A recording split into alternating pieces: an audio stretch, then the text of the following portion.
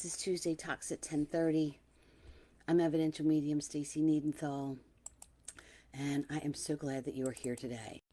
We talk about all different types of things on Tuesday Talks at 10:30. This space was created several years ago to be a safe space to talk about all things spiritual, to talk about meditation and grief. We talk about growth and coming back home to self. It's a place where, sorry, I literally just rolled out of bed, so bear with me. But this is a place where you are free to be open to what your thought process is on spiritual growth, on where your path is leading you. It's that place in time, it's that moment in time where there's no judgment, there's no right or no wrong answer. There's no, I don't know what I should be doing, I don't know why, it's kind of funky. It's just the time for you to say, it's okay to be me. It's okay, I'm not alone. Other people are experiencing things in their own special way. So this is Tuesday Talks. And this is a new month, so we've got a new theme that we're working on. This theme is leadership and courage and authenticity, confidence, focus, life purpose, energetic fire, things like that within you, using the energies of the earth. And I want to continue talking about it. I want you to think about something. I want you to think about becoming the light that you don't know someone else is following. And in that, I want to begin with a question. I want you to think about who's watching you, who sees you. Not in a creepy way, not in a brotherly way, not in a judgmental way. I mean, who's watching how you live, how you respond when life doesn't turn out the way that you hoped it would? Who's watching how you handle disappointments? Who's watching how you handle love, your boundaries? Who's watching when nobody's applauding? And perhaps, most importantly, authentic leadership. That's what this is about. Who is learning from you without you even realizing that they're learning? Because I truly believe, something is happening in our lives that we don't talk enough about. We become teachers along the way. Long before we decided to teach. Good grief, I never thought I would be teaching or mentoring. But we become these leaders, these forerunners, without asking anybody to follow us. Sometimes the people that are learning from us never tell us that we made a difference. And that's what I want to talk to you about today. I call it, or I think of it as, authentic spiritual leadership, because you're authentically showing others you. And I want to begin by reflecting on what leadership means. Because the word leader, when you think about, what do you visualize in your head when you think about the word leader? Most of us may picture someone standing in front of a room, someone with a microphone or a title or a platform,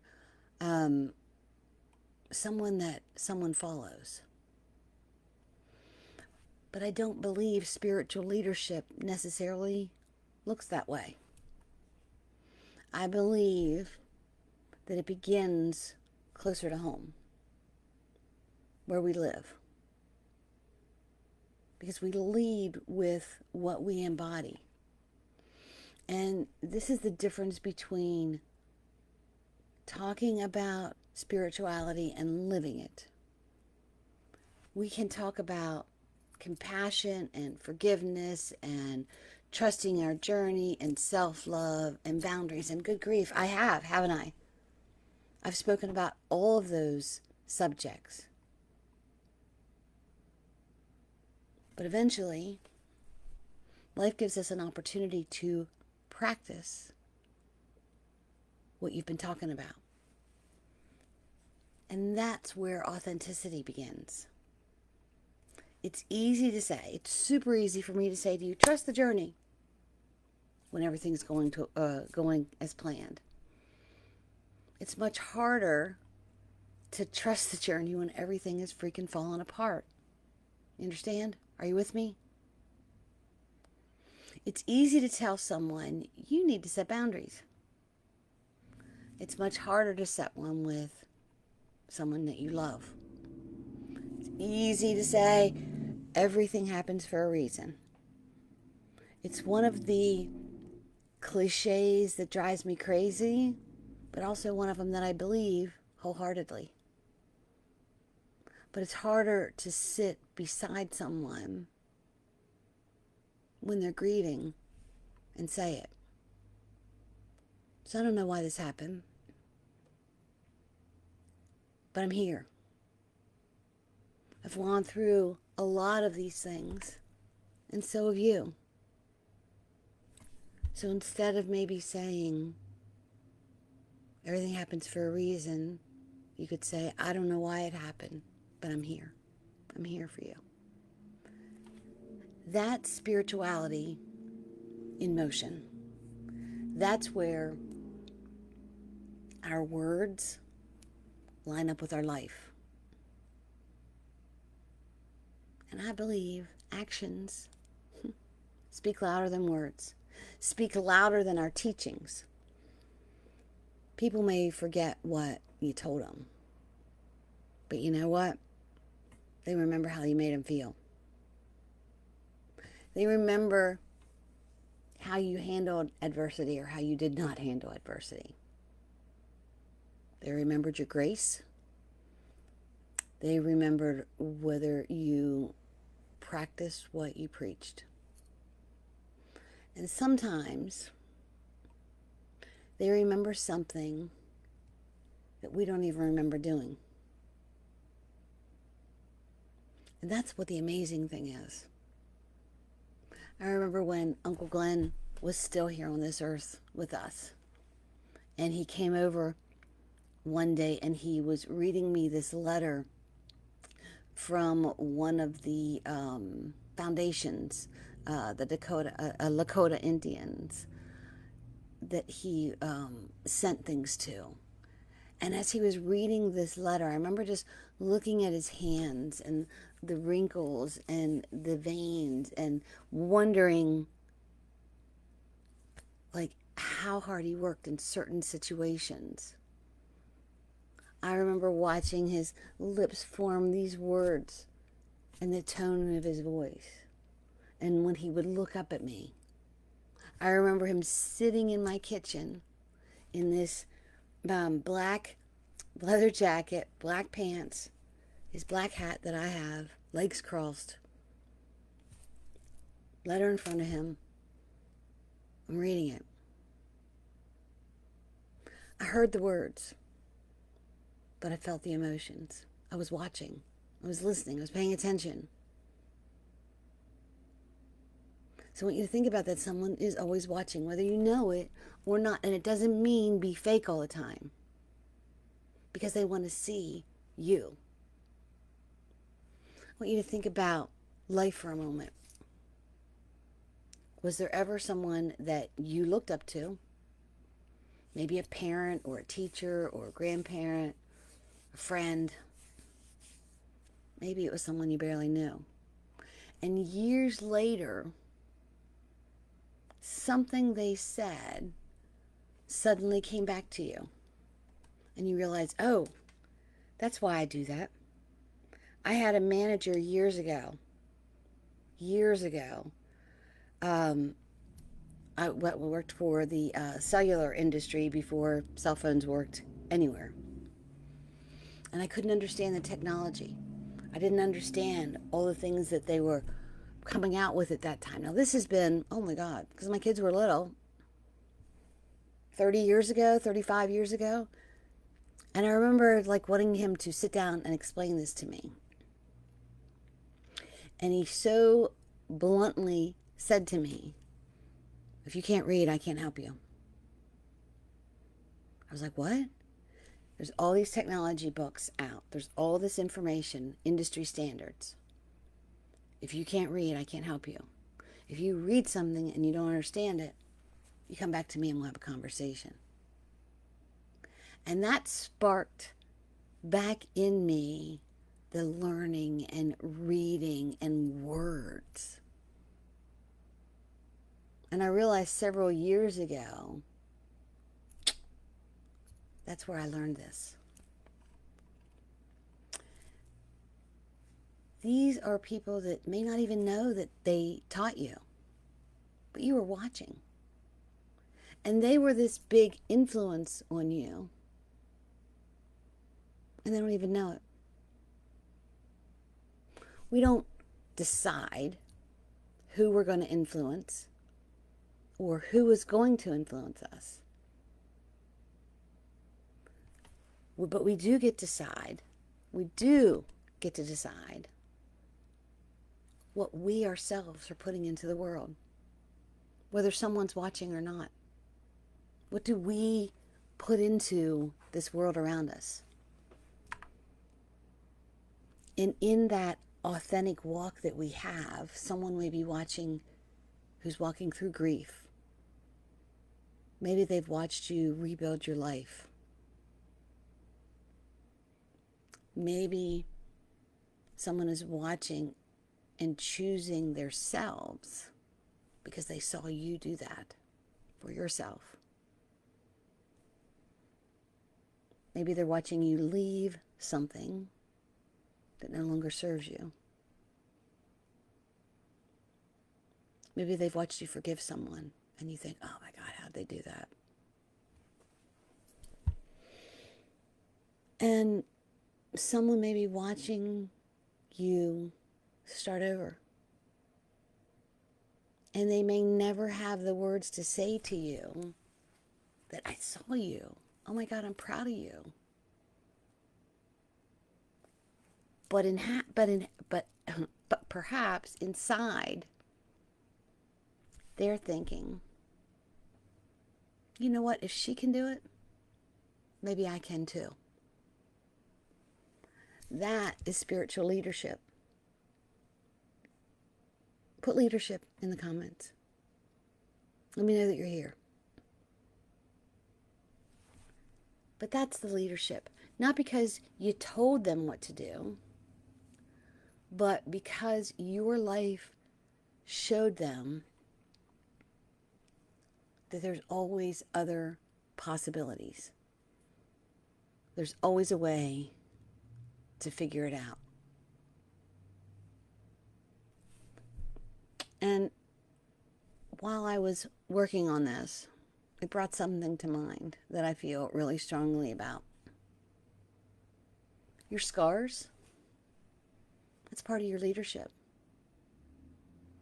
We've been conditioned to believe that leaders have to be polished, that spiritual people have to have it all figured out, that if we're going to guide someone else, we should know how to get them beyond their struggles. I don't think that's true. I don't necessarily believe that. I don't think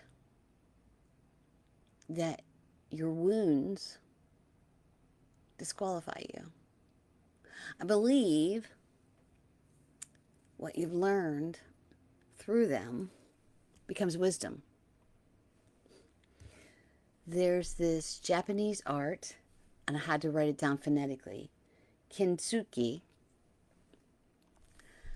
And this is the practice of repairing broken pottery with gold.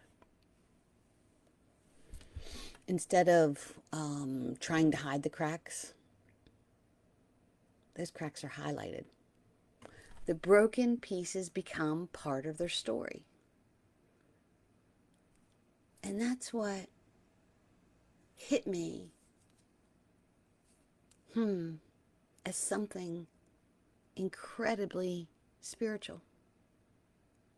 It just seems like that's who we are. We take the broken pieces within us and we put us back together with gold. How often do we actually try to do the exact opposite? We try to hide the cracks and the flaws. We don't want to talk about difficult chapters. We try and hide the mistakes. We hide the grief. We become strong for everybody. We hide the seasons when we didn't know what we were doing. We tend to hide the moments when our faith was challenged. Sometimes we hide the times that we fell apart. And we look at somebody else and think, I have to become whole before I can help anyone. But maybe wholeness doesn't mean never having been broken. Maybe wholeness means learning how to integrate every single piece of ourselves. The scars are part of that. The grief you survived, the mistakes that you've made, the relationships that broke you open, the seasons when you question freaking everything, the moments you didn't know which way to turn. Those experiences don't necessarily make you less qualified to walk beside someone, because they make you more compassionate, more humble.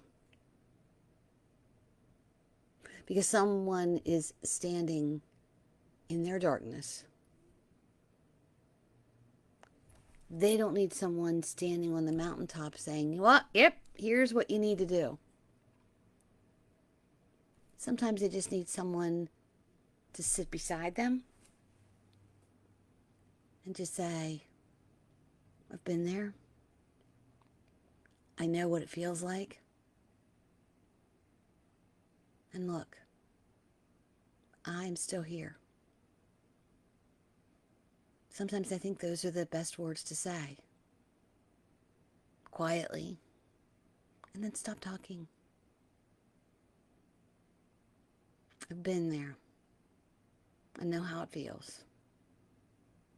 And look, I'm still here. We don't lead because we're broken. We lead because we discovered the brokenness wasn't the end of our story. Being your authentic self is not perfection. And I think that it's super important. Because the moment I say people are watching you, you might think, oh God, now I have to be perfect. I can't make a mistake. No. Please don't turn spiritual leadership into another reason to judge yourself. Didn't see that coming, did you? Being authentic is not being perfect. It is when your inner truth and your outer life tell the same story.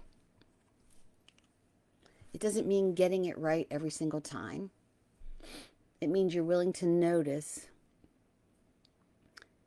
that you've stepped away from yourself, but you have the courage to come back. You can make mistakes. You can lose patience. You can say the wrong thing. You can realize that you were wrong, and you can apologize. Do you know what that teaches someone? It teaches them that being spiritual doesn't mean being perfect. It means I'm willing to grow. Sometimes it means saying, I was wrong. I screwed up.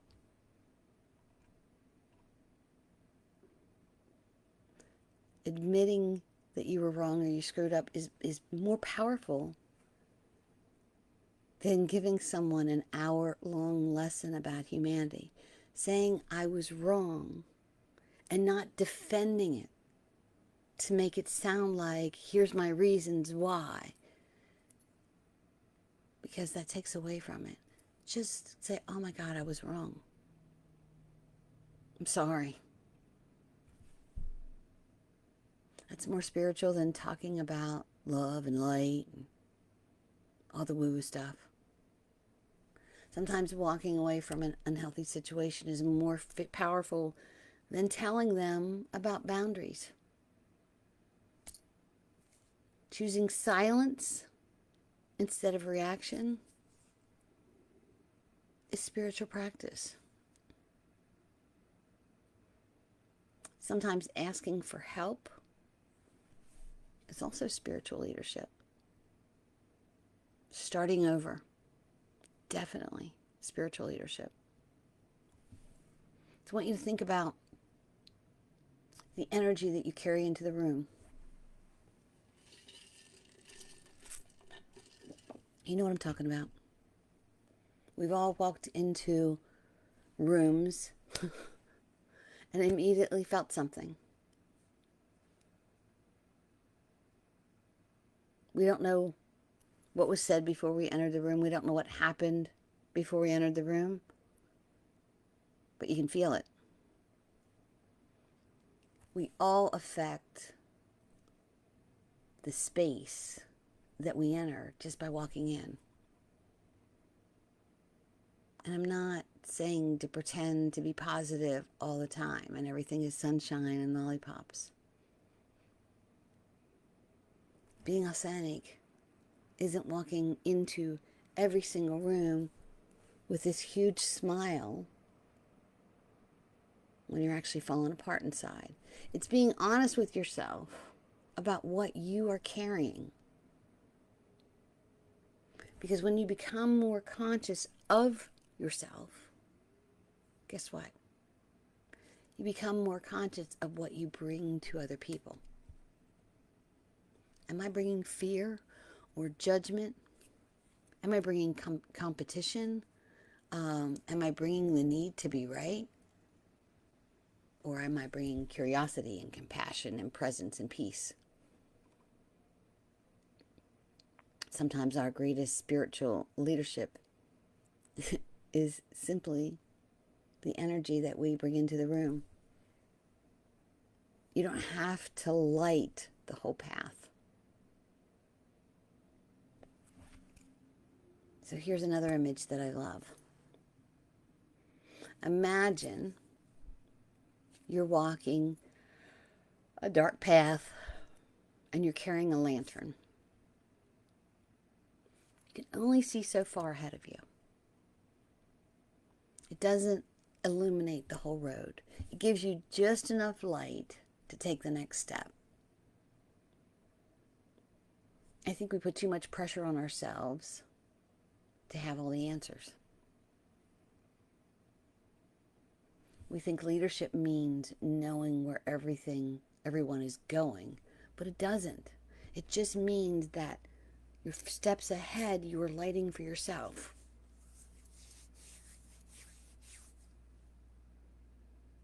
Maybe spiritual leadership simply is about being willing to carry your light while you're still walking your own path.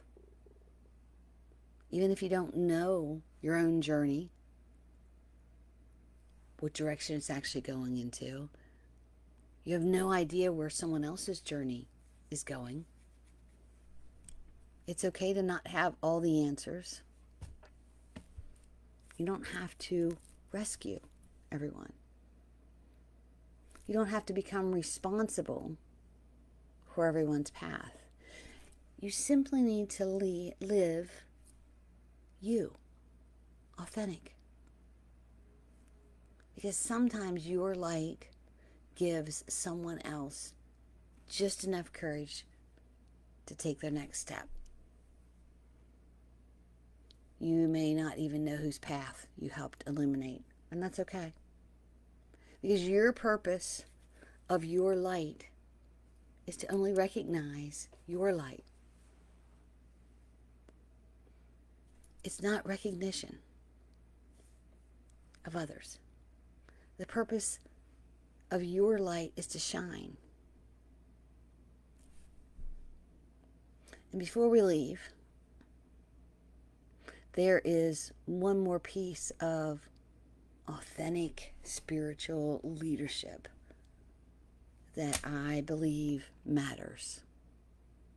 And I really want you to listen to me and think hard about this. The way you live teaches other people how you expect to be treated. Not because you control how other people behave, but because you choose because your choices communicate what you believe about yourself. Your boundaries communicate something. Your self-respect communicates something. Your compassion communicates something. The way you allow people to speak to you speaks volumes.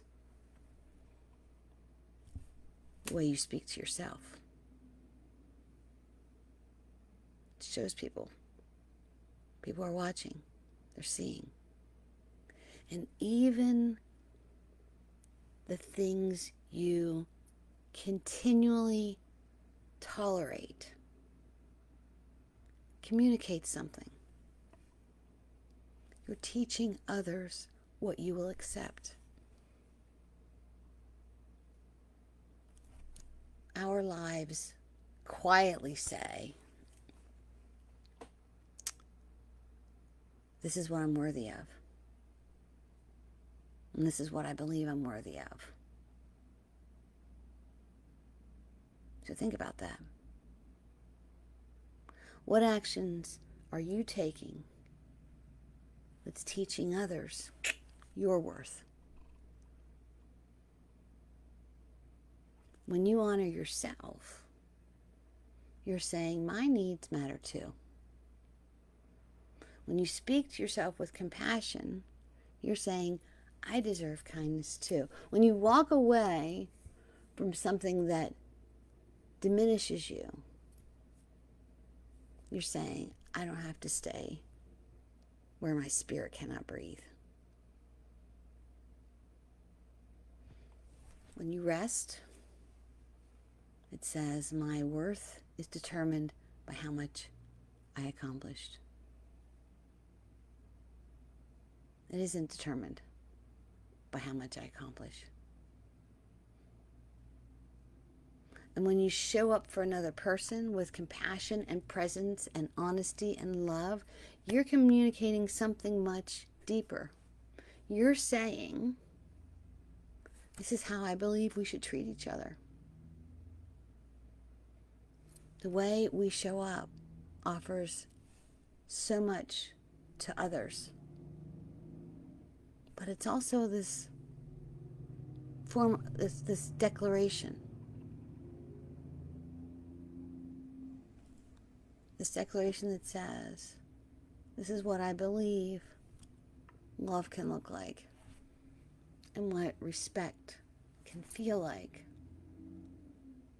and what compassion can sound like. This is how I want to experience this connection.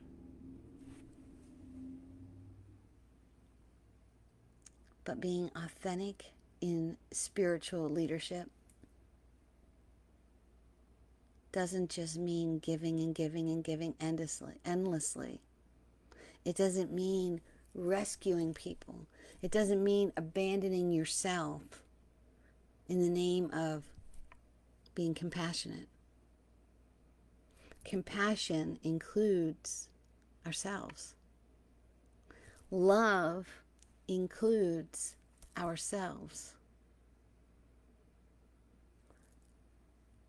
And when you think about authentic spiritual leadership, it includes ourselves. Perhaps we don't need to tell people to love themselves. Perhaps we need them to witness us loving ourselves. We don't need to tell people that they deserve better,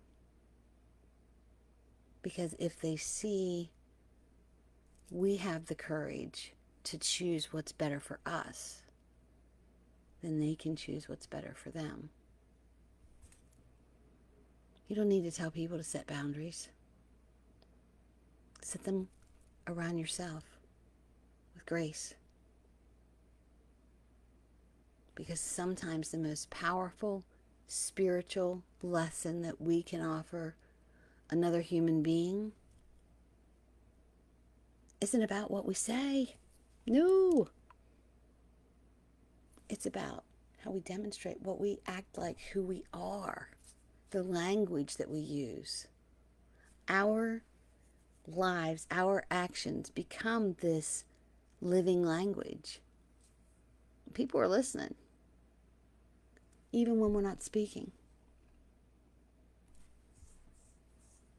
I want to leave you with this image. Imagine that you're walking down a dark path and you're carrying a lantern and you're thinking about leadership. You're not thinking about who's watching you. You're simply trying to find your way home. But somewhere behind you, someone else is walking and you don't even know that they're there. You don't know that they're afraid. You don't know that they're wondering whether to go on and to keep growing or to give up. You don't know that they're looking towards your light. And you don't know, and you don't need to know. You simply just need to keep walking, to keep becoming, to keep healing, to keep choosing truth and learning how to love.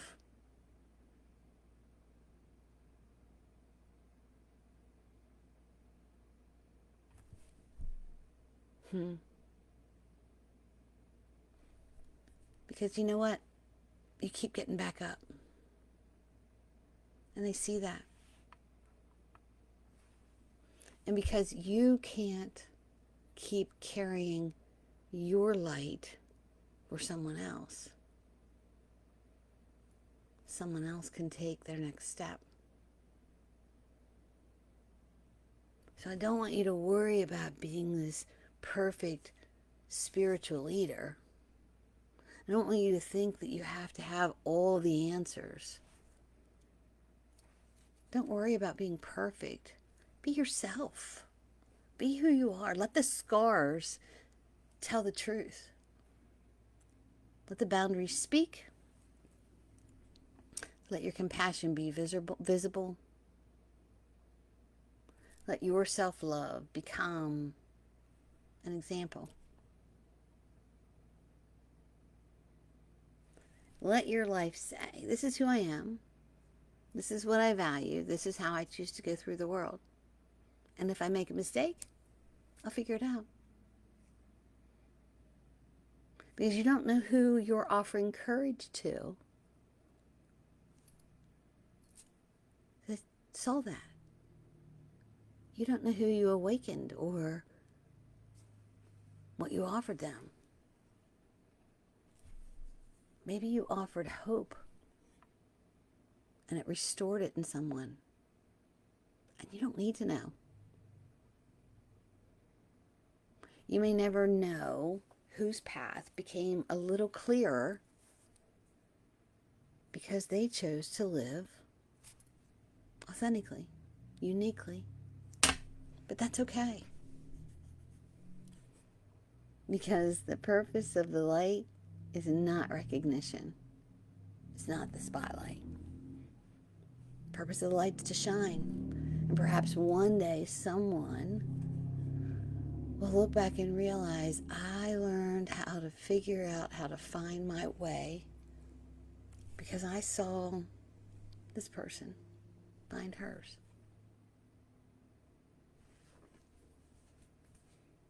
And perhaps, maybe, that's what spiritual leadership really is.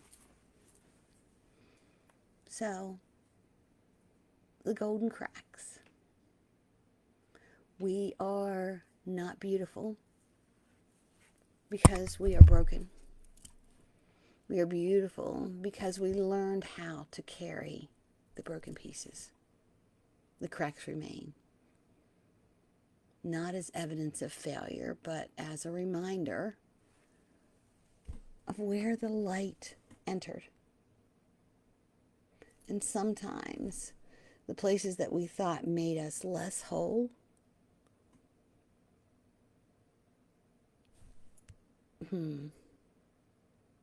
become the very place through which we shine. Don't hide where you're broken. Honor where you've healed. And where the heart once cracked, that's where the gold is. The gold that will help you to live the life you love authentically, peacefully, and love the life you live. I hope you all have a magical, authentic day today, and I will talk to you next week. Peace out, and I love you.